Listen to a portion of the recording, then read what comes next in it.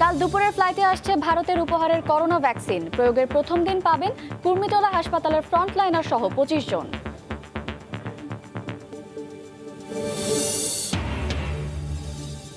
পদ্মা সেতু দুপ্রান্তের rail link সমস্যার সমাধান। চলতি বছরের ডিসেম্বরেই বসবে লাইন। দ্রুতগতির ইন্টারনেট সহ নানা সেবার সংযোগ ঘটবে রাজধানীর সঙ্গে দক্ষিণাঞ্চলের।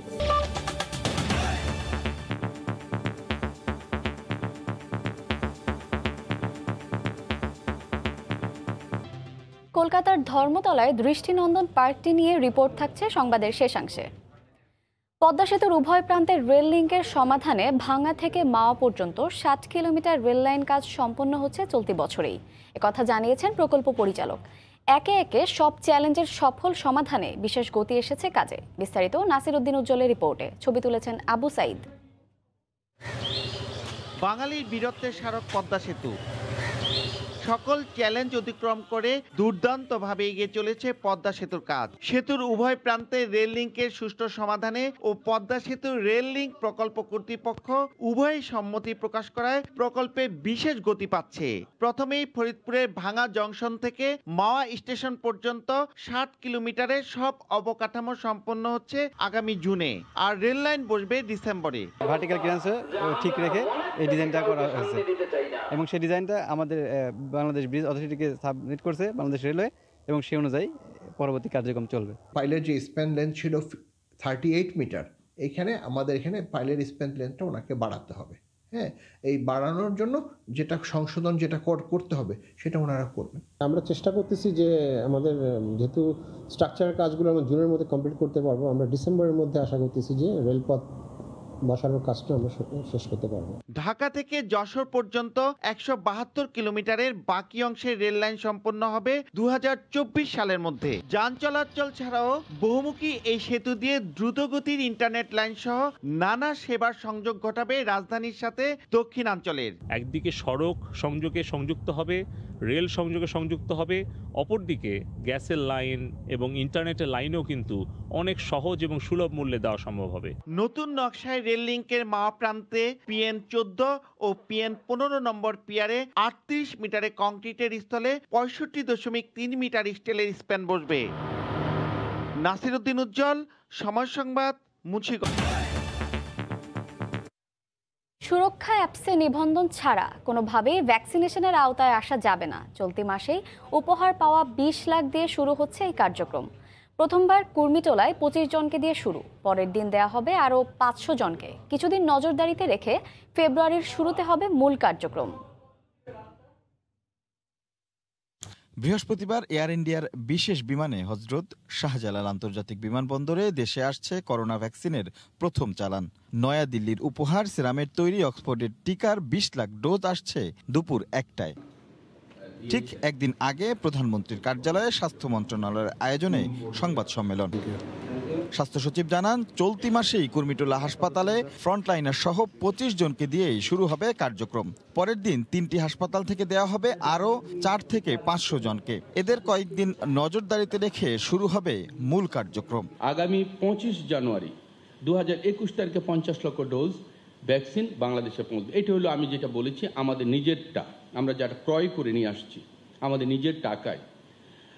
মাননীয় স্বাস্থ্যমন্ত্রী মহোদয় বাংলাদেশ সরকারের পক্ষ থেকে উপহার স্বরূপ 20 লক্ষ ডোজ ভ্যাকসিন গ্রহণ করবেন। ভারতীয় হাই কমিশনার ও অন্যান্য উচ্চপদস্থ কর্মকর্তাবৃন্দ ও সংশ্লিষ্ট দপ্তরের প্রতিনিধিবৃন্দ সেখানে উপস্থিত থাকবেন। এটি এয়ারপোর্টের কথা আমরা বলছি, যখন এটা অবতরণ করবে।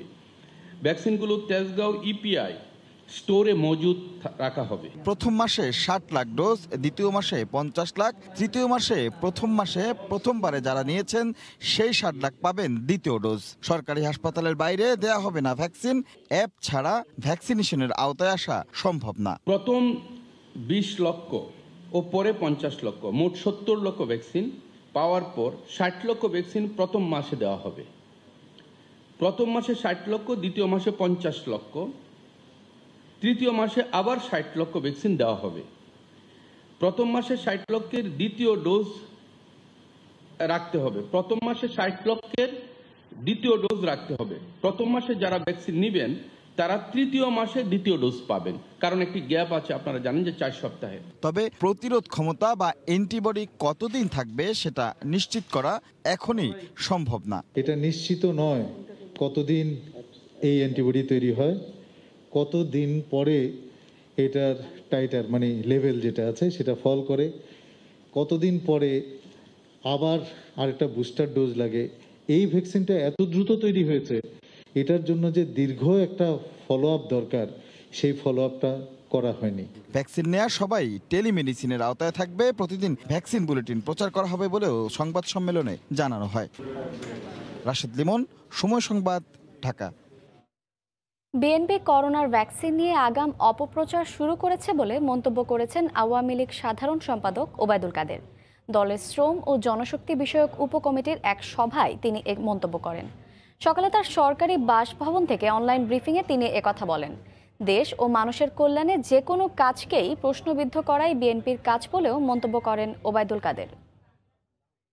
সরকার ও আওয়ামী লীগ কর্মীরা যখন মানুষের কল্যাণে দিবারাত্রি সেবা দিয়েছে, তখন বিএনপি উট পাখির মতো বালুতে মাথা লুকিয়ে রেখেছিল, আর এখন নির্লজ্জভাবে বলছে সরকার করোনা মোকাবিলায় ব্যর্থ হয়েছে। এখন তারা করোনার টিকা নিয়ে আগাম অপপ্রচার শুরু করেছে। দেশ ও মানুষের কল্যাণে যে কোনো কাজকে প্রশ্নবিদ্ধ করাই বিএনপির রাজনীতি। বহুল প্রত্যাশিত ভ্যাকসিন আসার খবরে চাঙ্গা হয়ে উঠবে অর্থনৈতিক কর্মকাণ্ড, কেটে যাবে অনিশ্চয়তাও, এমন প্রত্যাশা ব্যবসায়ীদের। অর্থনীতিবিদরা বলছেন আসছে দিনগুলোতে দেশে বিদেশি বিনিয়োগ আর অভ্যন্তরীণ কর্মসংস্থানে প্রায় পুরোটাই নির্ভর করছে সুরক্ষিত স্বাস্থ্য ব্যবস্থার উপর, যা নিশ্চিতে ভ্যাকসিন ব্যবস্থাপনায় সরকারের সতর্ক দৃষ্টি রয়েছে বলে জানান বাণিজ্যমন্ত্রী। জুবায়ের ফয়সালের রিপোর্ট। করোনার ছোবল থেকে ক্ষুদ্র, মাঝারি কিংবা বড় শিল্প খাত কেউই রেহাই পায়নি। এর সঙ্গে একের পর এক দেশ বন্ধ করেছে বিমান চলাচল, বাধার মুখে পড়েছে আমদানি রপ্তানিও। প্রথম দফার ক্ষতি কাটাতে না কাটাতেই আবার এসেছে সংক্রমণের দ্বিতীয় ধাক্কা। বিশ্বজুড়ে এমন বিপর্যয়ের মুখে পড়া অর্থনীতি পুনরুদ্ধারে এবার নতুন আশা যোগাচ্ছে দেশে দেশে ভ্যাকসিন প্রয়োগ। করোনার ভ্যাকসিন কার্যক্রম শুরু করা মাত্র 27টি দেশের মধ্যে এবার উঠতে যাচ্ছে বাংলাদেশের নামও, যা আশার আলো দেখাচ্ছে ব্যবসা বাণিজ্য আর বিনিয়োগে। এই ভ্যাকসিনেশনের কারণে যারা আমরা এই ফিল্ডে কাজ করছি তারা কিন্তু বিভিন্ন জায়গায় আমরা ট্রাভেলিং করতে পারবো কনফিডেন্টলি, এবং এর ফলশ্রুতিতে কিন্তু আমরা অনেক বেশি পরিমাণ আমরা অর্ডার বাংলাদেশে আমরা আনতে পারবো। যে প্রাইভেট সেক্টরকেও এই ক্ষেত্রে ইনভলভ করা, তাহলে দ্রুততর সময়ের মধ্যে গভর্নমেন্টের পাশাপাশি আসবে। এটা অবশ্যই আমাদের জন্য একটা মাইল ফলক হয়ে থাকবে যে আমরা কোনো অংশে বাংলাদেশ কোনো কিছুতে পিছায় নেই। তুলনামূলকভাবে ভালো অবস্থানে রয়েছে বাংলাদেশ, এমন মত দিয়ে অর্থনীতিবিদরা বলছেন সুবিধার পুরো ফায়দা তুলতে নিশ্চিত করতে হবে সুরক্ষিত স্বাস্থ্য ব্যবস্থা। বিদেশি বিনিয়োগকারী যারা এখানে এসে কিছু একটা সেট আপ করবে, তাদেরও একটা কনফিডেন্স দরকার, সেখানে তারা নিরাপদ ফিল করবে স্বাস্থ্যগত দিক থেকে। কারা কখন কিভাবে পেলে অর্থনীতিকেও সবচাইতে দ্রুত এই ভ্যাকসিনের বেনিফিট দেওয়া যাবে, আমার মনে হয় সেই স্ট্র্যাটেজিটাও করা প্রয়োজন। ভ্যাকসিন আশায় খুলবে অর্থনীতির বন্ধ থাকা দরজাগুলো, এমন মত বাণিজ্য মন্ত্রীরও। এইটাই তো স্বস্তির ব্যাপার যে স্টার্টেড। সাইকোলজিক্যাল ইফেক্ট তো আছেই, মানুষ ভাবতে শুরু করে যে আমি তো পাবো, হলে পরে তো আমি এই যাত্রা বেঁচে গেলাম। এর প্রভাব যখন সারা পৃথিবীতে পড়তে শুরু করবে, তখন আমরা যেসব দেশে এক্সপোর্ট করি সেই সব জায়গারও মার্কেটটা মানে এটা অবস্থা উন্নতি হবে। প্রথম ধাপে মাত্র 20 লাখ ডোজ আসলেও পর্যায়ক্রমে দেশের সব মানুষকে ভ্যাকসিনের আওতায় আনতে অর্থের কোনো সংকট হবে না বলেই মনে করে সরকার। জুবায়ের ফয়সাল, সময় সংবাদ, ঢাকা। পরের সময়ে আরও থাকছে, আয়তন হারাচ্ছে সেন্ট মার্টিন, 20 বছরে প্রায় 1.5 কিলোমিটার গিলে খেয়েছে সাগর, গৃহহীন বহু মানুষ, দ্রুত কার্যকরী পদক্ষেপের দাবি।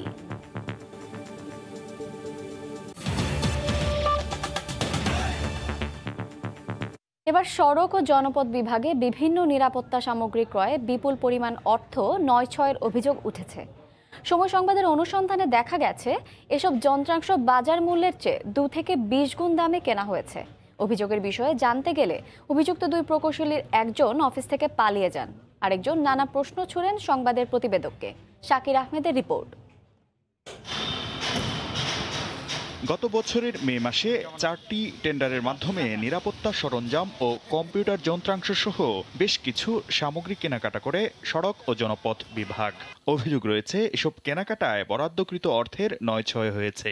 বিলের কপি সংগ্রহ করে দেখা যায় 20টি আন্ডার চেকিং মিররের দাম দেখানো হয়েছে 10,80,000 টাকা।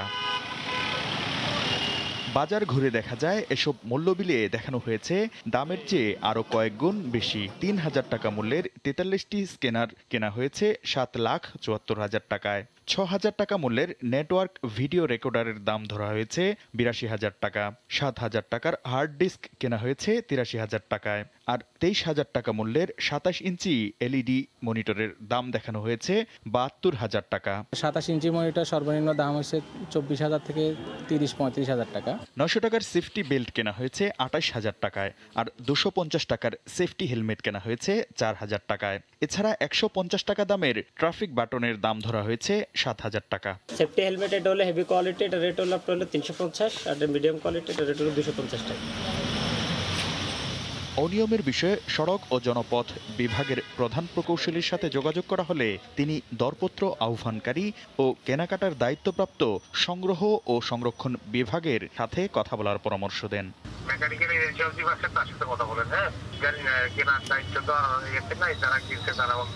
অভিযোগের বিষয়ে আরেক নির্বাহী প্রকৌশলী শামীমুল হকের বক্তব্য জানতে চাইলে প্রতিবেদককে কয়েক ঘন্টা দাঁড় করিয়ে রাখা হয়। পরে বক্তব্য প্রদানে অস্বীকৃতি জানান এই নির্বাহী প্রকৌশলী। আসলে পারমিশন না লাগলে, অ্যাডমিনিস্ট্রেটিভ পারমিশন না হলে, উপর থেকে পারমিশন না হলে আমি কথা বলতে পারবো।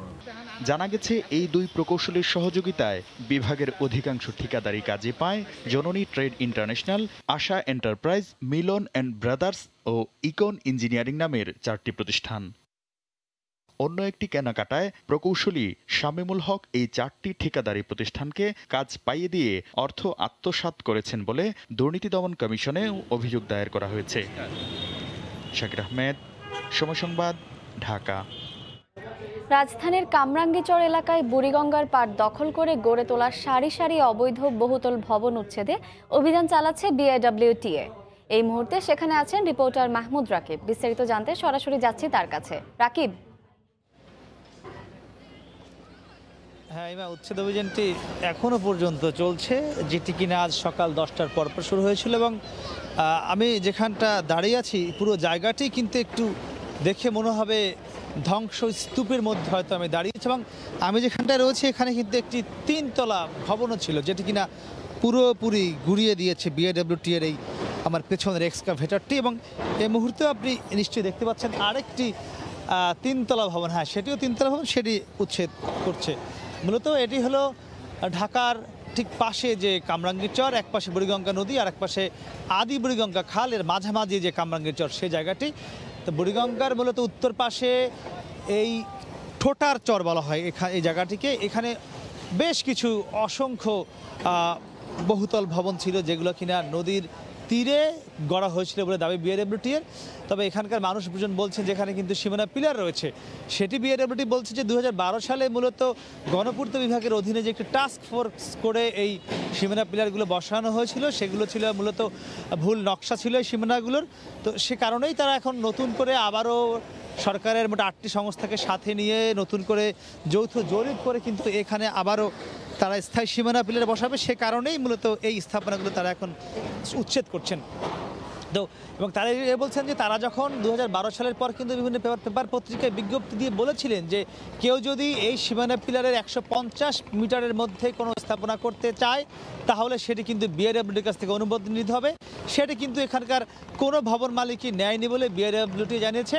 তো আজকের যতটুকু উচ্ছেদ করা সম্ভব হয়, এরপরে আরও যত আমার পিছনে এবং সামনে আরও 15 থেকে 20টি স্থাপনা রয়ে যাবে, সেগুলো আগামীকাল উচ্ছেদ করা হবে। তো এই ছিল আমার কাছে সবশেষ। ইমা। রাজধানীর কামরাঙ্গীচরে অবৈধ স্থাপনা উচ্ছেদ অভিযানের সবশেষ খবর জানাচ্ছিলেন সহকর্মী মাহমুদ রাকিব। গেল 20 বছরে প্রায় 1.5 কিলোমিটার আয়তন হারিয়েছে সেন্ট মার্টিন।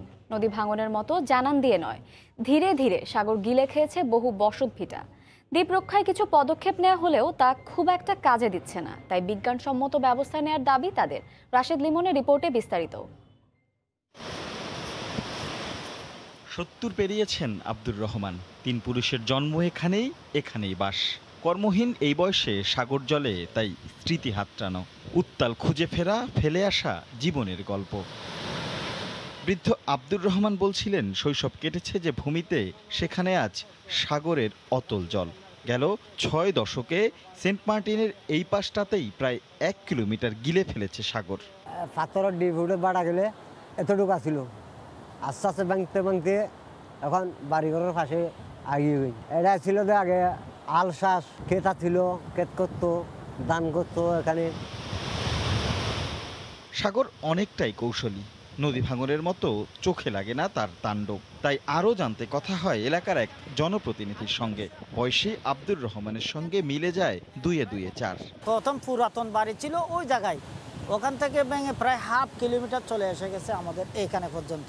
এরকম চলমান যদি ভাঙন থাকলে আমার মনে হয় বিপদ ছিলই বিলীন হয়ে যাওয়ার সম্ভাবনা রয়েছে। নদীর মতো বালুর বস্তা দিয়ে কয়েক জায়গায় ভাঙন রোধের চেষ্টা করা হলেও তা একেবারেই টিকছে না সাগরের বিশালতার কাছে। উত্তাল দরিয়ার সঙ্গে দিনরাত যুদ্ধ করা এই মানুষগুলো বলছে, এপারে বাঁধ হতে হবে প্রবালের। ডিপটা চতুর থেকে মেডির বাঁধ দিলে বাঁধ থাকে না, হাতরা বাঁধ দিলে সাগর সাগর থাকবে, দ্বীপ থাকবে। তড়িৎ গলিতে যদি দ্বীপটা রক্ষা করা না হয় আমার মনে হয় দ্বীপ থাকবে না। আজকাল পর্যটকদেরও চোখ এড়ায় না বিষয়টি। তারাও বলছেন যে কোনো মূল্যেই এখনই দরকার এই দিকে নজর দেওয়ার। এখনই বোধহয় বড্ড দেরি হয়ে গেছে, তবুও ফুরিয়ে যায়নি সময়। তাই তো এই সেন্ট মার্টিনের জীববৈচিত্র্য আর এই ভূখণ্ড ধরে রাখতে দরকার মহাপরিকল্পনার। তা না হলে হয়তো এর চরম মূল্য দিতে হতে পারে। রাশেদ লিমন, সময় সংবাদ। নোয়াখালীর ভাসানচরে স্থানান্তর হওয়া 4000 রোহিঙ্গার জন্য পিকনিক ও বিশেষ ভোজের আয়োজন করা হবে কাল। চট্টগ্রাম থেকে নৌবাহিনীর জাহাজে করে নিয়ে যাওয়া হচ্ছে রান্নার নানা উপকরণ সহ 15 জন দক্ষ বাবুর্চি। যাত্রাপথে রয়েছে আমাদের রিপোর্টার কমল দে। বিস্তারিত জানতে সরাসরি চলে যাচ্ছি তার কাছে। কমল,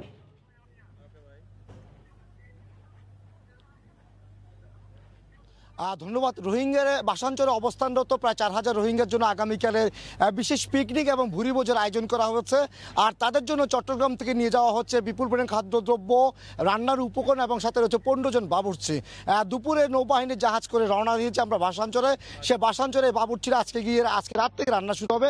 আগামীকাল শুধু তাদের জন্য পিকনিকের যে আয়োজনগুলি থাকে, বিশেষ করে আপনি জানেন খেলাধুলা থেকে শুরু করে সাংস্কৃতিক অনুষ্ঠান সবকিছু হবে কিন্তু এই ভাসানচরে। গত 2 মাসে যে 2 দফায় প্রায় 4000 রোহিঙ্গা ভাসানচরে স্থানান্তর হয়েছে, তাদের জন্য মূলত তাদের যে মনোবল ধরে রাখা এবং যে আরো অন্যান্য যে রোহিঙ্গারা এখানে আসতে চায় তাদেরকে বোঝানোর জন্য মূলত এই পিকনিকের আয়োজন। এখানে কিন্তু খাবার যে মেনু সেটি হলো চট্টগ্রামের ঐতিহ্যবাহী মেজবান, সাদা ভাত এবং চনার ডাল, যেটা বুটের ডাল বলে, সে ডাল দিয়ে লাউ। অর্থাৎ বলা যায় যে চট্টগ্রামের যে ঐতিহ্যবাহী মেজবান, সেই মেজবানের আয়োজন হবে ভাসানচরে।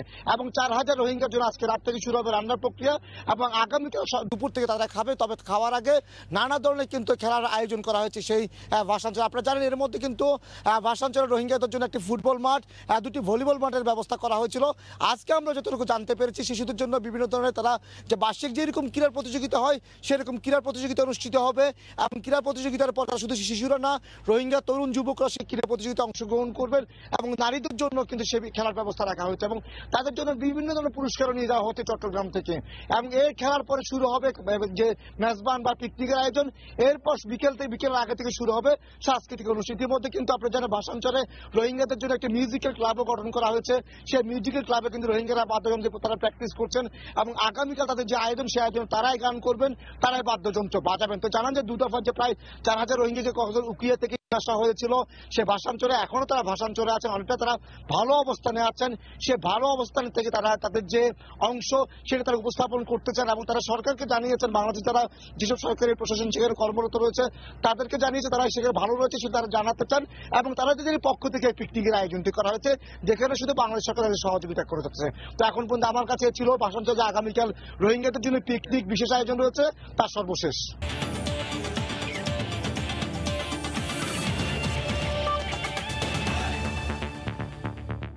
লম্বা সময়ের প্রতীক্ষার পর আন্তর্জাতিক ক্রিকেট দেশের মাটিতে, কিন্তু করোনার কারণে মাঠে গিয়ে খেলার উপভোগের সুযোগ থেকে বঞ্চিত হওয়ায় হতাশ ক্রিকেট সমর্থকরা। তাদের দাবি ক্রিকেট বোর্ড যেন সীমিত আকারে দর্শকদের মাঠে প্রবেশের ব্যবস্থা করে। আমি সকাল 6টা বাজে রওনা দিছি, কিন্তু খেলা দেখতে পারতেছি না। নবাবগঞ্জ দুয়ার থেকে আইছি। এখানে সকল দেশেরই মোটামুটি ঢুকতে দেয়া হচ্ছে, সেক্ষেত্রে আমাদের না দেওয়াটা একটা ইনজাস্টিস মনে হইতেছে। সেক্ষেত্রে কিছুটা স্বাস্থ্যবিধি মান্য করে হইলেও ঢুকতে দেওয়া উচিত। মাঠে বসে দেখার এখন করোনা পরিস্থিতির জন্য সব দিক বিবেচনা করে হয়তো সরকার এই ডিসিশনটা নিছে। বরিশাল থেকে আসছি মানে খেলা দেখার জন্য, তারপর দেখি জানি যে কোনো সুযোগই নেই খেলাধুলা দেখার জন্য।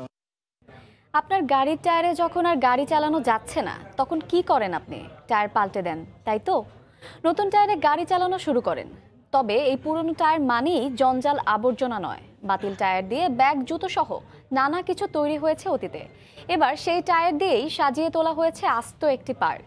কলকাতা থেকে সুব্রত আচার্য জানাবেন সেই আশ্চর্য টায়ার পার্ক নিয়ে বিস্তারিত। ক্যামেরায় ছিলেন বিশ্বজিৎ দাস।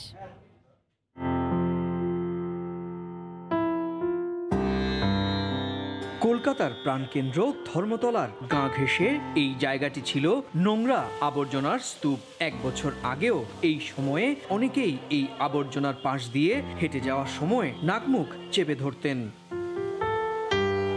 কিন্তু এখন এই এলাকায় ঢুকলে একবার টায়ার পার্কে না ঢুকে যান না কেউই। গাড়ির ফেলে দেয়া প্রায় 10,000 ছোট বড় টায়ার দিয়ে তৈরি হয়েছে এই পার্ক। টায়ারের তৈরি প্রাচীর, তৈরি হয়েছে দোলনা, চেয়ার, টেবিল সহ কত কিছু।